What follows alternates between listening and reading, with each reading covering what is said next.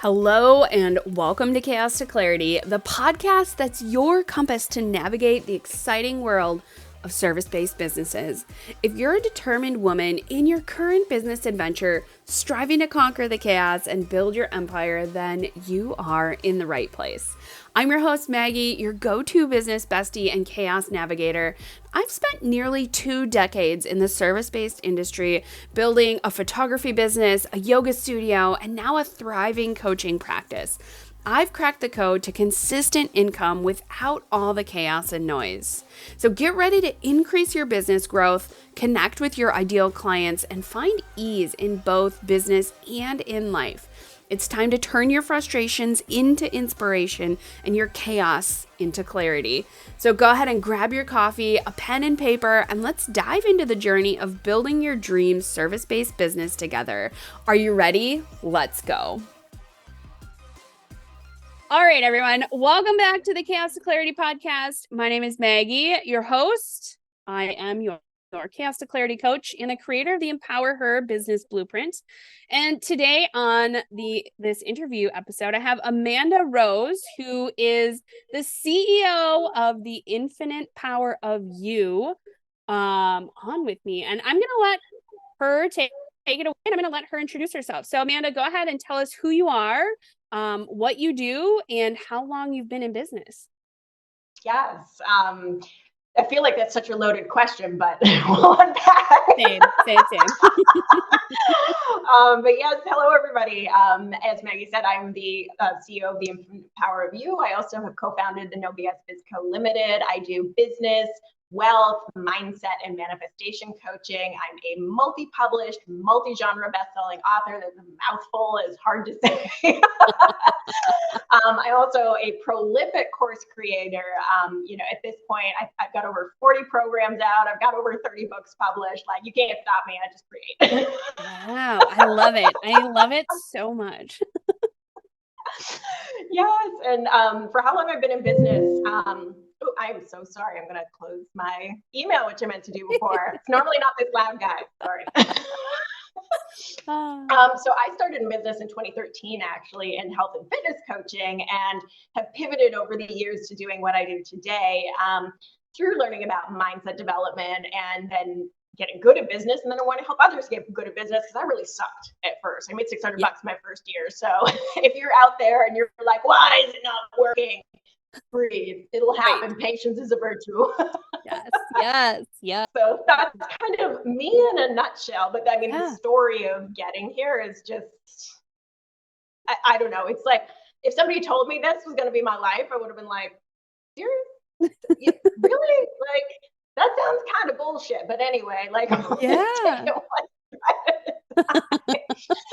actually went to college for acting for film and television, and which I loved, and I have done things in acting, but I've really diverged away from that path. And a big part of that was graduating in 2008 and being in Canada.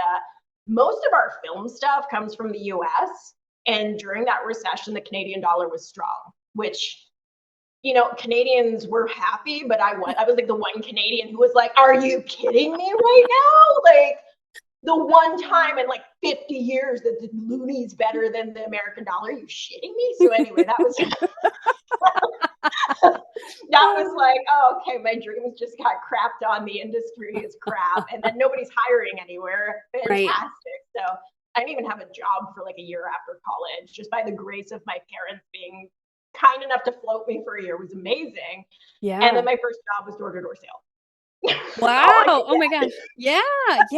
Well, but that's so true. So I graduated college in 2007, right? And I luckily, quote unquote, right? Like I had been interning for a corporate, and they told me, oh, when you graduate, we have a job. We'll find a job here at the company for you. And I was like, yay, I have a job. And, but there was always that little like, oh, gosh, do I have to work the 9 to 5? Because like, man, I really just don't want to. Yeah. So in 2006, I lived abroad. I lived in Spain for 6 months, and it was so much fun. I took so many pictures, and I'd taken photos prior to that, right? In high school, 4-H, blah, blah, blah. And, I was like, I think I want to be a photographer. Right. So I got into corporate, and then I also started a business, which was super smart for me. Like, looking back, I'm like, yeah, good job. Good job. Good job. Right. So then I was able to leave. I left that corporate job in 2013. And that really allowed me to be where I am and what I am today. So I love all the stuff that you have been through, right? Like all of that chaos to find the clarity that you have right now, right? Even if there's still chaotic moments, right? Like knowing that path, I think that's so awesome. I also love that you were in health and fitness. I owned a yoga studio. I'm a yoga teacher. So I feel like we have a lot of like paths that are very, very similar. So tell me, what is something challenging that you have overcome in your business, and how did it affect you? And it can really be anything, just kind of anything that stands out. Yes, I feel like I mean, it really is like pick one of things, because it's never cut and dry. It's never like there was one thing I struggled with. I was a badass at like we all suck at everything at first, basically, and then we figure it out. Yep. Yep. And I have to say, like the thing that stands out, at least in this moment, is moving from selling in person to starting a business selling online. Totally different ball game. Like, and people don't understand that unless they've done it before. But like did the door-to-door sales, I did retail, and I also did live in-store sales presentations. So if anybody remembers the company from like the 90s with the Ginzu knife that cut through the can, like I worked for that company. I love it. Yes. And we did like knife and mops and all that kind of stuff, like these 30-minute pitches in stores, which was really cool. And I got really good at it until I was like burnt out. And then I was like, I can't do this anymore. And yes, your sales are totally transferable, but it's really different when somebody comes into a store to buy something versus onto social media, not planning to buy anything. It's like, yes. Wait, how do I like even get this going? So learning how to cultivate interest was huge, because when I started, I mean, oh my God, it was abysmal. It was like, buy here with a link. Didn't even say what the product was. I had no idea what I was doing online, like not a clue. But you learn as you go, and you learn where the fundamentals cross over, because there's always the aspect of trust and relationship building. And it goes to a whole new extreme in the online space, which I actually love, because you're getting to know people more deeply. And I think that's the joy of it. Like there's always that potentiality for a more distant sale, like especially product-based businesses, but especially service providers, like we have this opportunity to deeply connect with our audience. And I think that is a joy, but it was such a learning curve. It was like, why is this so hard? And I think the big thing is too, in the beginning, like you need the money. Like you're like, if I don't make a sale today, I don't eat. Like that kind of determination. But that also backfires into like, calm down, breathe, actually talk to somebody. Right. Yeah, for sure. And I 1,000,000% agree. When I closed my yoga studio in 2020, I had been coaching during yoga teacher training. I created a yoga teacher training program. It was basically just me coaching on how to create an offer, how to talk to people, and how to sell basically yourself, which doesn't sound great when I say that out loud, but but you get the idea, right? How to talk, how to sell, and how to like be a parent, right? Like how to be out in the world. And selling in person is so much different than selling online. And I also have that very harsh slap in the face of, I closed my yoga studio and I'm like, okay, good. Like, I don't want to do that anymore. I'm going to pivot to coaching. My coach at the time was like, it'll be so easy. You're already selling. And I'm like, great. It's going to be easy. Great. It's going to be easy. I'm not kidding when I say 2.5 years later, and I was like, am I ever going to make a sale? Am I ever going to sell anything?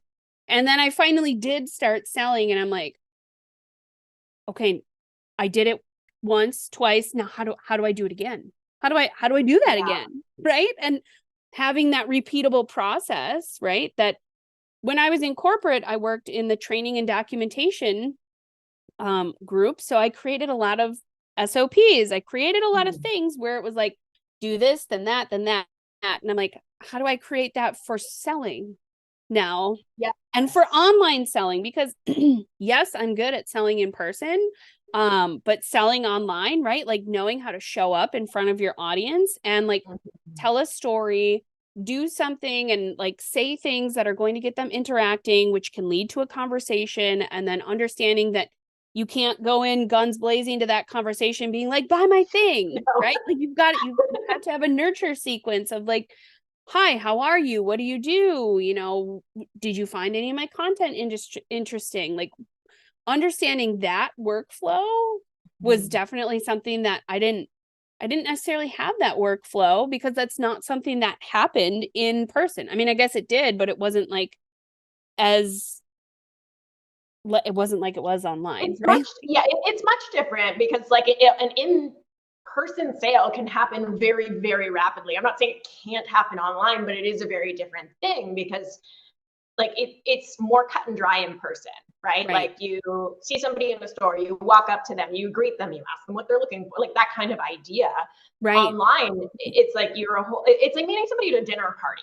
You don't know who they are. You have no idea if you're even gonna like them. Like you have to have preamble conversation, the whole spiel, and then you might end up on something where it's like, oh, do you want to go see a movie with me? Like, you know, you don't know what you're, or like, oh yeah, I'm gonna go find a seat on the other side of the room. I don't like you. I think I hear my mom calling me right now. My pager's going off. Yeah, I still have one. I don't know. Bye.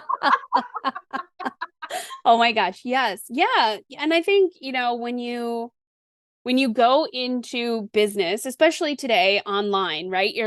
You see so many other people who are absolutely just crushing it. And you're like, yeah, I can totally do that too.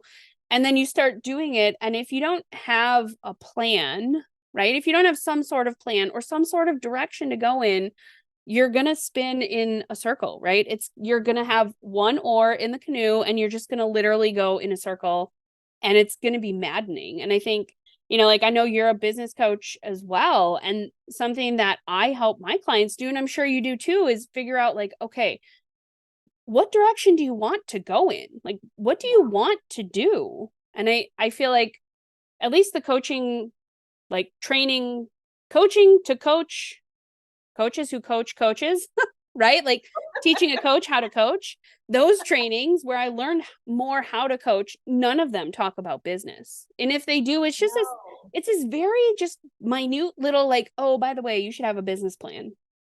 And I'm like, okay, but what should that look like? And also the school systems. I mean, let's be honest, going back to the beginning of it, they don't really prepare anybody to be a business owner. They really prepare people to be employees. And that I think increasingly needs to change as we see, like as COVID came and all of these things that changed the landscape in which the way people work. Right. We need more of that foundational training earlier on so that we have some concept of coming into it. I think it's also better if employees understand the leadership roles in businesses because then you can be a better employee. Right. Yeah, absolutely. Absolutely. I know. So my husband works in corporate. He's a manager. And there have been many times where he's asked me questions and I'm like, well, okay, from a business perspective, this is why this is happening, right? This is why you're probably needing to do this for that person, or this is why your boss is probably telling you this. Not because they're trying to be a dick or an asshole, just because that's just like the hierarchy of things. And he's like, how do you know this? I'm like, because I do it all, right? Like I literally wear all the hats in the business and I have to make all these executive decisions. And that's what it comes down to is, you know, when you are making these decisions in your business, knowing that, okay, here's the direction I'm going. This is the decision I'm making. And here are the actions that I can take to support what I'm doing.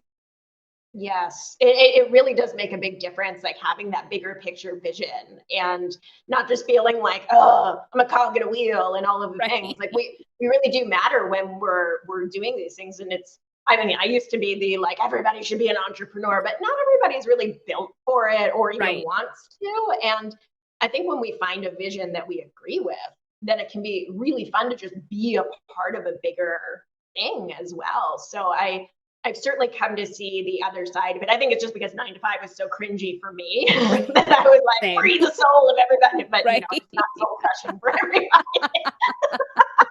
That's so true. That's so true. And I also used to think like, but I think it was a very big buzz topic. Like I would say 8 to 10 years ago, people were like, anyone can be an entrepreneur. And especially with COVID, right? Like so many, especially the MLMs, and like, bless their soul. If you do have an MLM and it's working for you, that's so amazing. I love that for you. I tried it and it didn't work for me.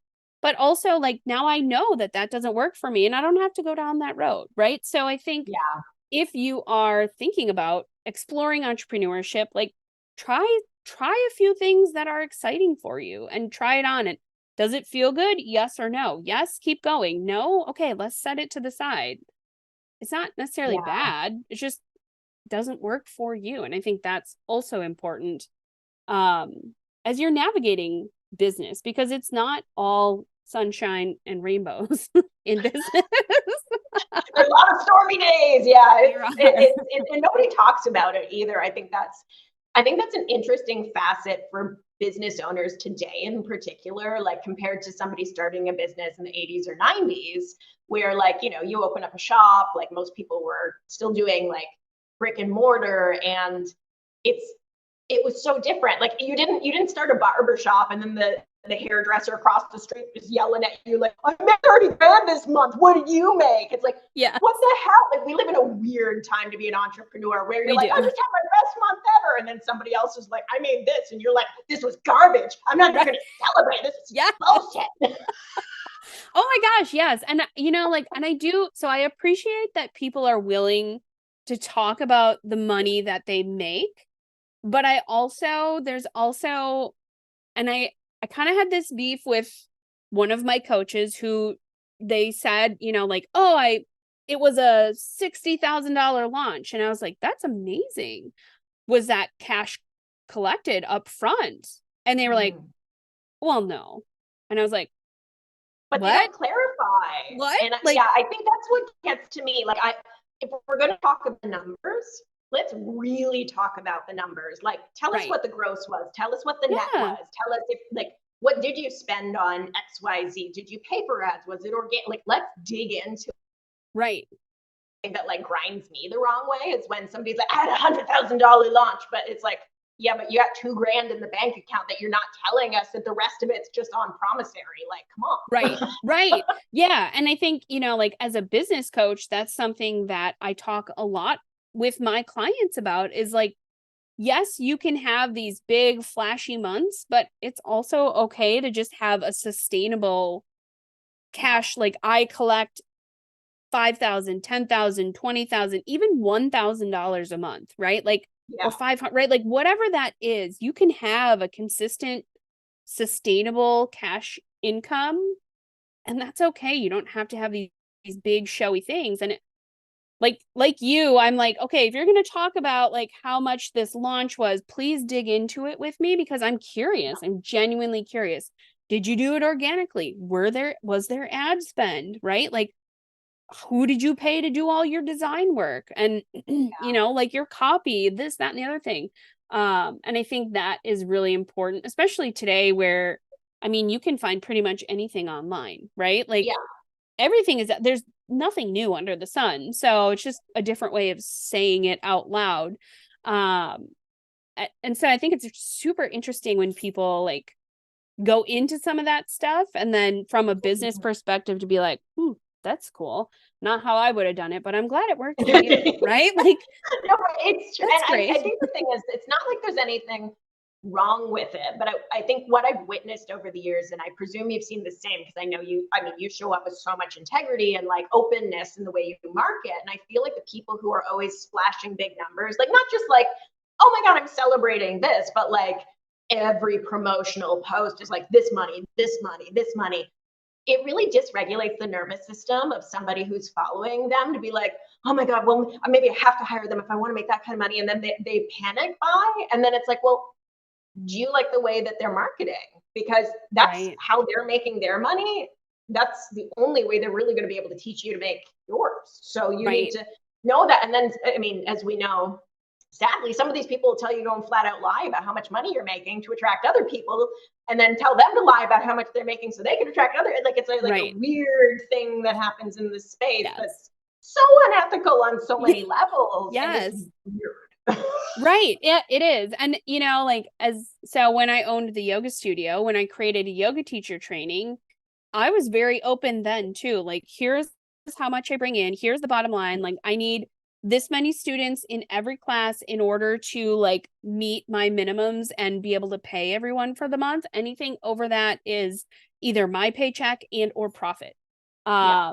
And so many other studio owners would never, who also owned teacher training programs, right, would never talk about that. And I'm like, but why? Why would I send someone out into the world and not tell them, like, here's how you can make money being a yoga teacher. Here's how you can make money being a coach. Here's how you can make money being a photographer, right? Like, you need to know that before you can go and do it. And that was, from my perspective, when I took coach training, that was one of my biggest beefs, was like, okay, but you're not telling me, like, and I asked in the coach training, like, well, how do you make money? How do you make money? How do you know what to charge in order? They dance around the topic. Oh my gosh. Yeah. It was like this, like, just beat around the bush for like 45 minutes. And I'm like, forget it. Yeah.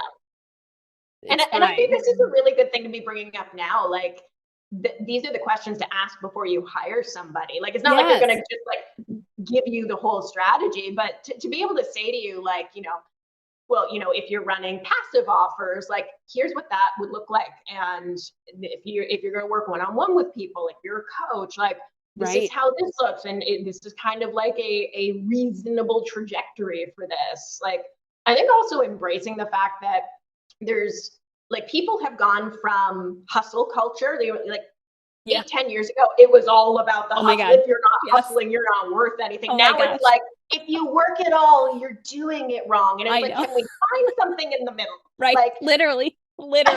Yes.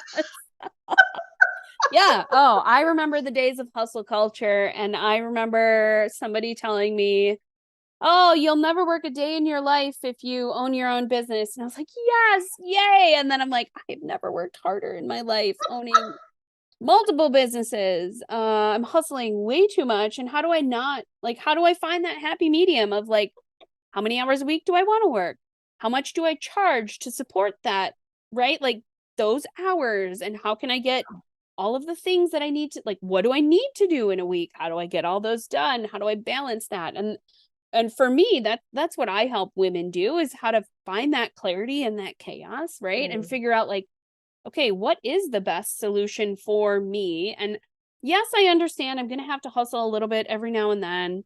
And I'm probably going to have to put in some longer work weeks, especially if there's launches or this, that, and the other thing. But, like, how can I find that happy medium of, like, here's what I want to work. Here's the work I'm doing. Here are the clients. And then here's also my free time.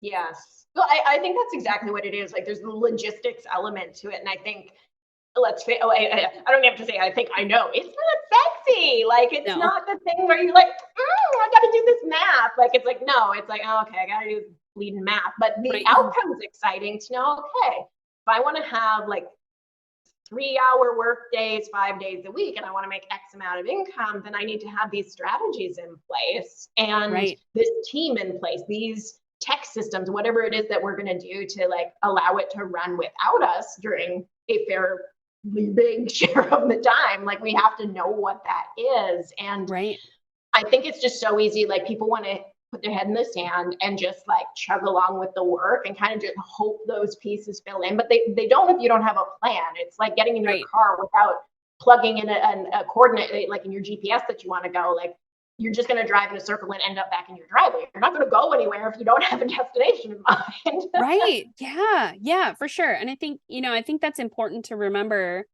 as you're starting business, even if you're in business, like, if that destination changes, like, it's okay.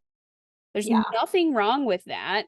But, like, make a plan, right? Like, okay, I'm going to turn left instead of right. All right. So what does that look like? how does that change my destination? What does that mean for me? What does that mean for my family? What does that mean for my business? You know, and like bringing the mindset into that, because I believe that mindset is like 80 to 90% of business, right? Business is numbers. At the end of the day, business is numbers, it's data, it's this, then that, or if and then, or whatever. And all the other chaos is mindset, right? It's what you're thinking. It's, you know, the mindset around like, oh man, I have to do a social media post, or, oh, yay, I get to do a social media post, right? Like the words are not that different, but like the mindset between the two is vastly different. Yes. And I mean, that's the game changer too. Like, I mean, when I started in business, hands down, I was like, okay, rich people have a super secret strategy. I got to figure out, like, that was my mindset. And so I just focused on strategy for years. And that was the most painfully slow growth ever. I mean, like I said, I made $600 my first year. My second year, it was like 2,300-ish. Like, I mean, my God, it was slow going. But like the mindset component, when I finally got over myself and embraced it, it was like people were suddenly showing up in my inbox going, hey, how do I work with you? Where I was like, whoa, like, is this, are you pranking me? Is Ashton Kutcher over there? Like, is there a camera? Like, what's going on? Because I was not used to that. I was used to, again, hustle and get it done, strategy. And I think when we really embrace the fact that it's holistic, business is all of the things. And when we get it all together, then it's like the flow and the money comes and the clients pop up. And I think the other thing in the online space is the fact that it's not straightforward the way you think it is. Like, it's not like you put out a post and you get a sale. Like, that can happen occasionally, but it's usually you've been posting for a while, somebody follows you, you friend each other, you have a chat in the DMs, then you post an opt-in and they get on your email list, and then they join your Facebook group, and then you finally post an offer, they're like, oh, okay, I like this person, they jump in. But it's like they went through 8 to 10 steps to actually get to the point where they're like, yeah, this person's great. Yeah. Yes. And it, you know, like I love it when people are like, yeah, 6 months ago I started and, you know, now I $100,000 in my business. And I'm like, cool. But that doesn't necessarily work for everyone, right? Like you have to build that momentum. And yes, it can come quickly, but you have to have the mindset in place to build the momentum to create those connections, right? And I can testify to this until, well, as we say in Wisconsin, until the cows come home, right? Like literally I started being super, super like not detailed, but diligent about posting on my Facebook about 6 months ago.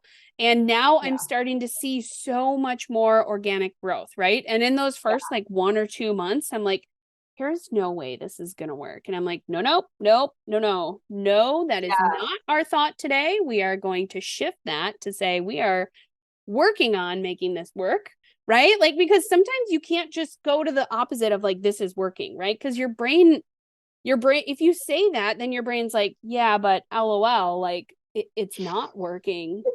I see proof that it's not. And I think what the mindset is too, because we see everybody else. It looks like they're super successful. And one of the best things I ever actually did in business was when I finally hit the point where I was like, I need to make friends with other entrepreneurs. Like, just to like have other people in my circle who are doing the hard things. Because early when I started, it was like, why would I talk to other entrepreneurs? I'll pitch to them, they'll pitch to me, it'll be a stale, maybe a waste of time. Like, that was what I thought. Oh, Amanda. Anyway, when I finally was like, okay, make some entrepreneurial friends, and I started reaching out intentionally to people who I thought were doing better than me, because I wanted my circle of 5 to be like badasses, only to find out these people who I assumed were doing like these mega cash months were like making $100 a month. And I was like, what the fuck? But the good thing, a lot of them became my clients because I was so far ahead of them, even though I didn't know that.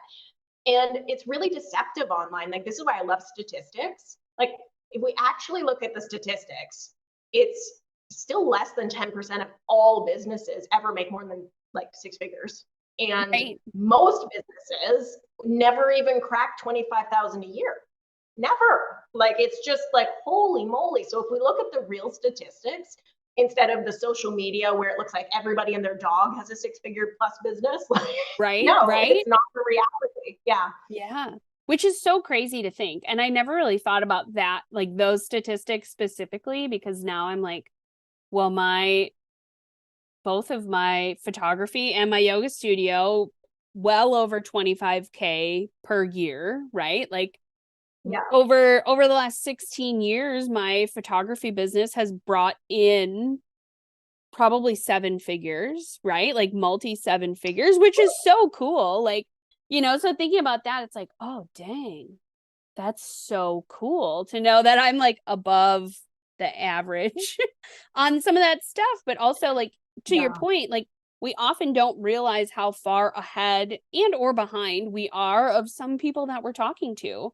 And I think we all have something that we can teach or share to each other, right? Like, even as like a referral partner, right? When you're connecting with people who maybe they're not your client, but they might refer someone to you. They probably know people who are really a good fit for you to work with you, and vice versa. I'm sure some of the people that you've connected with would work well with, right? Like, and I love that about business. I think one of my favorite things is making entrepreneur friends and going, hey, I need such and such, right? Like, I need a plumber, right? And knowing that one of my entrepreneur friends either is a plumber or knows a plumber, right? Or whatever, fill in that gap, right?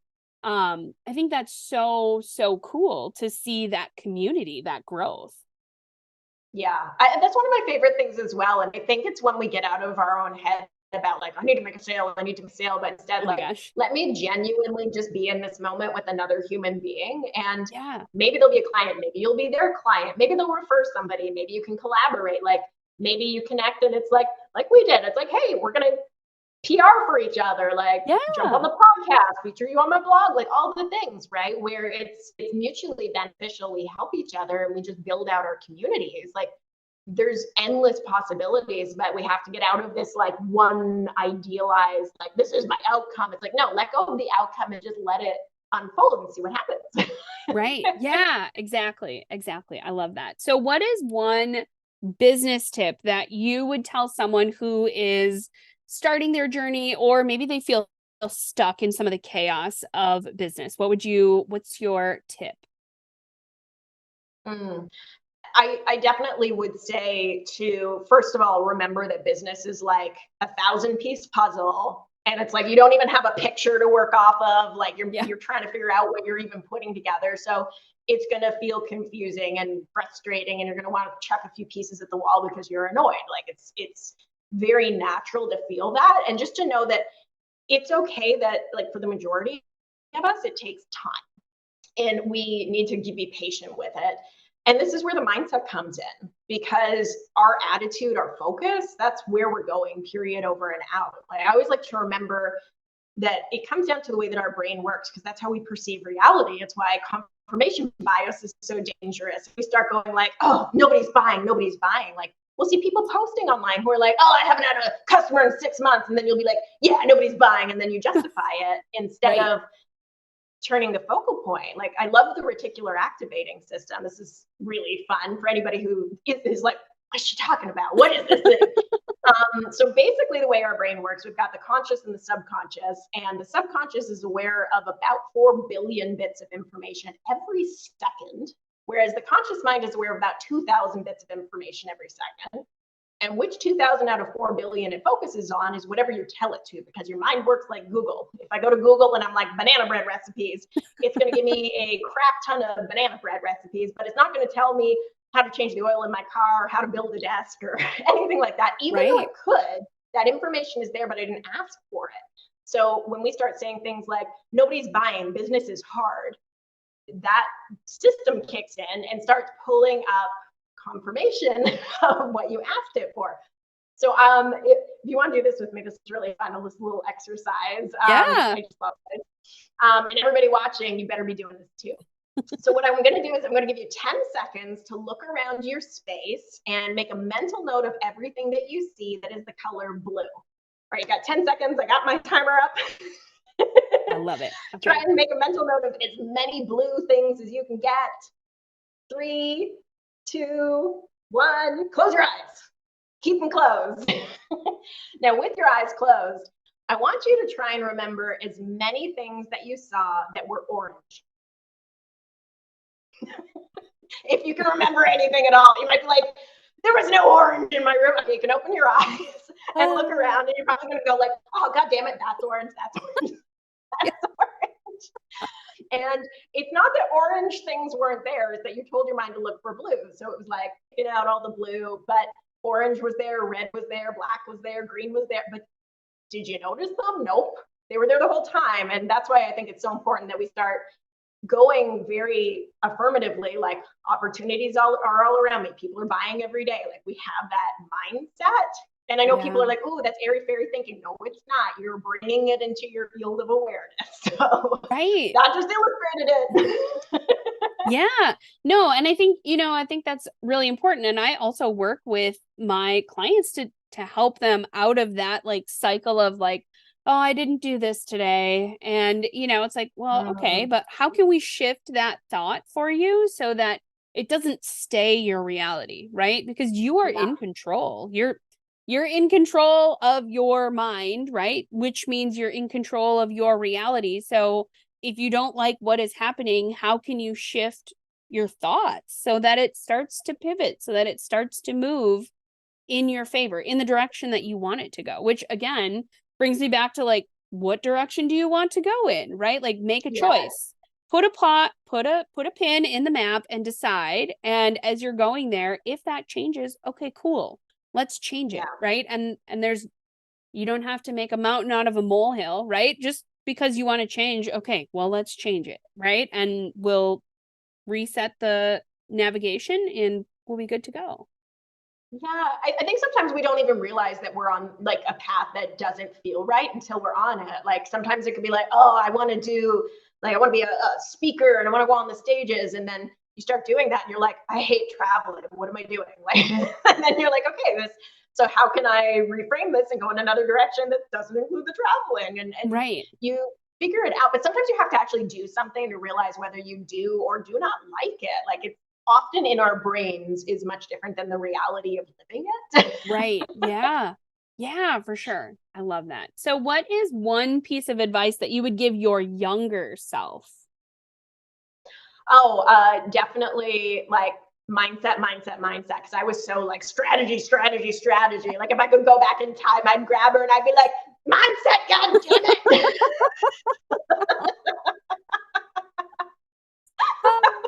I love it. I love that so much. And I think, it's so apparent how important it is. Right. And I think you can do all the strategy you want. And I actually talked to I guess, potential client the other day. I had a call and it was just a 30-minute call where we went through her offer and I'd given her a few tips of like, well, here are a few things that I see that could be clearer, but otherwise it looks really good. And I said, well, what do you actually want out of like, what do you want out of this call? Because we were about 20 minutes into the 30 minutes. And I was like, I can give you all the strategy that you want. I have a ton of it. You can go to Google and search for it. But at the end of the day, if you don't really know what you want, and if your mindset isn't like in the right space, like you're probably not going to get what you want. And she's like, like gave this deep sigh. And she's like, yeah, I knew you were going to say that. And she's like, you're right. It definitely does come down to my mindset. And I am letting my crappy mindset win over my, like, I know I can do this mindset. And I'm like, well, I can help. But at the end of the day, like you have to decide that you are open to receiving the help. Yeah. Right. Because if you're not open to receiving that, you can take it in, but it'll go in one ear and out the other, right? Your brain's going to take that information in and be like, yeah, but that's not for me. And I'm going to store it, but I'm also going to just push it to the back and I'm not going to think about it. So I think real growth is scary. Like, I think that's what it comes down to. Like, we may know that's what we need to achieve X, Y, Z, but then underneath the surface, it's like, oh my God, but if I actually bring on all these clients, what if I fail them? Or if I make that kind of money, what are people going to think about me? Or like, what if my friends leave me? Or whatever, like whatever those fears are, we all have them. Like when we really do the work, we're like, ooh, like pit of the stomach, or your heart feels tight, or whatever. And it's like, ugh. And we have to actually process it. And I think that's the biggest thing in business is it's constantly facing our fears, and they don't go away. They just change. Like at first it's like, oh my God, can I even do this? Da, da, da, am I good enough? Blah, blah, blah. And then you start getting traction. And was it a fluke? Am I ever going to be able to do it again? And then you get going and it's consistent. And then it's like, what if I plateau? What if this is as good as it gets? And then you do still get better. And then it's like, oh my God, what if I fall off the top of my mountain now? And it just keeps changing. Like the brain loves to go like, what if, what if, what if, what if? And we just have to get good at going like, it's okay, little brain. I love you. We're moving forward anyway. Yes. Yeah, for sure. And learning how to like calm that inner chaos, right? Like, and really sometimes, and so I have a 6-year-old and a 2-year-old, right? So a lot of times I relate that to like, okay, my inner 6 or 2-year-old is literally having a meltdown, a tantrum. Like my inner child is having a tantrum, and how, like, what does my inner child need right now to calm down? Is that just to step away from my computer? Is that go outside? Is that set a timer for 10 minutes and do one task? Like what do I need right now in order to help myself calm down and like bring my feet back to the ground?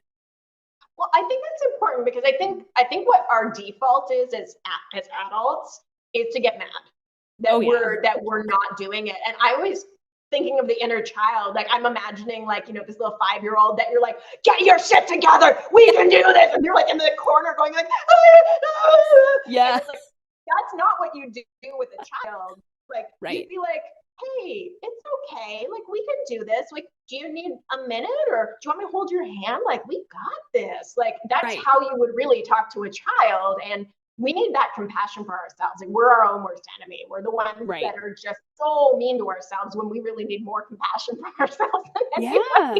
Yeah. Oh my gosh. Yeah, for sure. Even so this morning, my daughter went back to school, right? And she's in kindergarten. We were walking up to the door and she was like, Mommy, I'm kind of scared. And I was like, oh, me too, a little bit. I'm kind of scared too. And she's like, you are? And I was like, well, you're a big girl now. You're going to all day school. Oof. I'm so proud of you. And I'm like, but that makes me a little sad. I'm going to miss you all day. And she's like, oh, well, I think I'm going to miss you too, but I'm really excited to see my friends. And I'm like, you are? Oh my gosh, that makes me so happy. That makes me so excited. Now I know that you have friends to play with. And she was like, oh, okay, I can't wait to go inside now. I'm going to go see, right? And like having that interaction this morning, I was like, okay, she's going to be fine. Right. Like, and even as the parent to be like, oh, I'm so sad my baby's growing up, but also like, I want her to go and have fun. And, you know, I'm like, oh, sad, like happy, bittersweet, all of these emotions. Right. And then knowing she also is experiencing them, like, how can I hold space for that? And how can I give her the mindset, right, to know that, yeah, she can do this. You can do anything. And as a business owner, right, to be able to tell myself that and my clients that, to be like, yeah, sometimes you have to take your inner child by the hand and just maybe even sit down in the chair and just say, okay, let's just sit here. And when you're ready to talk, you tell me what's on your mind, right? Like there's so much power in that. There is, and I think we bypass that a lot of the time because we're like, I got goals with timelines and like all the things. Hustle, it's like, hustle. well, okay, but raw, and like let's do this because we're able to move forward with so much more ease and grace and joy if we actually figure out, you know, what is it that is exciting about this or that I am looking forward to? Because I mean, we wouldn't do something if there wasn't some light at the end of the rainbow that we were going for in the first place. So it's like acknowledging the fear, but also like, which one do we want more? Do we want to like pull back because we're really scared of this big thing? Or is it worth facing that fear to go for the goal? And sometimes it's, you know what? Sometimes you go, I don't want that bad. Actually, you know what? I want something else entirely. And that's okay too. Sometimes we need that moment to realize it. Yes. Yeah, for sure. I love that. Okay. So my last question before we wrap up today is my favorite question. If you were a kitchen utensil or gadget, what would you be and why? I love this question. And I'm just going to go with what came into my mind first, which was can opener. Yeah, I love it. I let all the goodness that's inside the can come out and play in the world. Yes, I love that. I love that so much. It's one of my favorite questions to ask just because everyone's answer is so unique. And I really just feel like, it just gives everyone like you can relate to things in the kitchen, right? So, like knowing that. And honestly, when you said that, I was like, she's going to open a can of whoop ass. It's so much fun. But like I love that question. And I think it's also good for our brains to work in these kind of metaphorical ways as well, because we can start to see ourselves in new light, which is really fun. Like just asking these questions, which are off the wall, we do that. I think that's why it's nice to have journal prompts from other people, because like sometimes they surprise you and you're like, oh, okay. Like if I was a flower, what flower would I be? And wow, I don't know. Interesting. Let me think about that. Like we give so much meaning to things too, and it's completely made up, but it's from within. So Yeah, I love that. I love that. Okay, so I will drop all of your links and stuff below, but if you want to let everyone know the best way to connect with you, and just how they can be in your world, go ahead and tell everyone now. Yes. Well, basically, I live on Facebook. If you're on Facebook and you're an entrepreneur, you probably have seen my face because it's like in all of the groups. So you can just like pop me a friend request, follow if you want to creep. I don't care. I love you if you're a creeper. We're all good. So let's connect that way. Facebook's the best for me. Yay. Awesome. Awesome. I love that so much. Well, Amanda, thank you so much for being on the podcast. This has been so much fun. So many laughs, so many amazing tips and gems for people. I can't wait for everyone to listen to this episode. Thank you so much for having me. This was a blast. Wow, what a great interview. Thank you so much for showing up here on the Chaos to Clarity podcast. Again, my name is Maggie. I'm so excited to connect with you. You can find all of the information, all of the links below in the show notes for today's interview. And I hope you have the best day ever.